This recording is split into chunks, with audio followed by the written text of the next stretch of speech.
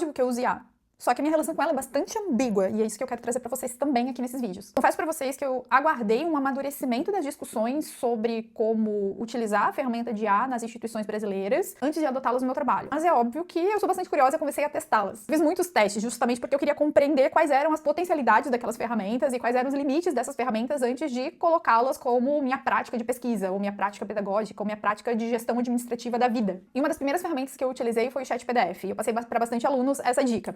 Antes só resumia o PDF mesmo, mas hoje ele resume vídeos, áudios e assim por diante. E pra quem estuda, quem trabalha com pesquisa, a possibilidade de ter um resumo de um livro ou de um artigo muito extenso em menos de 1 minuto é muito legal. Mas, como eu falei, eu fiz testes. Então eu comecei a solicitar o resumo de obras que eu já conhecia antes, de uma forma aprofundada, que eu já tinha utilizado no meu doutorado, no meu mestrado. Eu fui perceber que aquele resumo não correspondia exatamente ao que eu considerava central naquele texto. Trazia outras questões, mas tinha ali algo extremamente importante que não era destacado. Isso não era um erro grosseiro. Esse resultado do ChatPDF era uma reorganização de argumentos ou uma mudança de ênfase, ou ainda eu percebia a perda de aspectos que, para quem conhece uma determinada escola teórica, uma tradição epistemológica, são extremamente decisivos. Aí eu entendi essa profundidade da importância da supervisão humana. A supervisão significa algo muito complexo, que vai demandar um conhecimento anterior que permita avaliar se o caminho percorrido até uma determinada resposta faz sentido. E a gente que faz pesquisa, a gente que conhece escolas de teorias, a gente conhece um método de construção de um determinado conhecimento, e por isso eu consigo perceber quando há um deslocamento ou uma simplificação inadequada de uma teoria. A pesquisa científica pressupõe uma relação constante entre teoria e realidade. Nós produzimos teorias para compreender o mundo na sua realidade e nós confrontamos essas teorias com esses fatos. E a gente vai reformulando o conhecimento.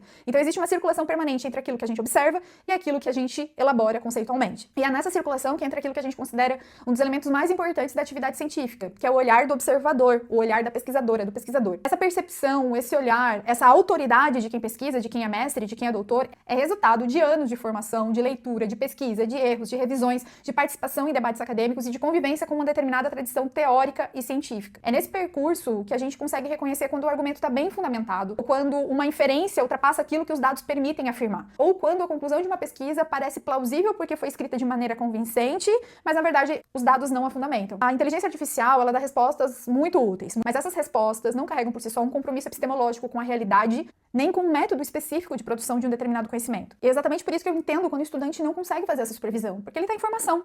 Mas o que me preocupa é quando pesquisadores, quando professoras, docentes, profissionais utilizam a inteligência artificial como uma autoridade cognitiva, sem compreender como ela funciona. Na verdade, é sem se interessar por como a IA funciona e sem desenvolver critérios para avaliar criticamente aquilo que ela produz. Isso que eu tô falando para vocês se trata de uma exigência ética da própria atividade científica. Toda ferramenta que interfere na produção de conhecimento exige necessariamente uma responsabilização, uma responsabilidade, uma postura responsável por quem está manejando.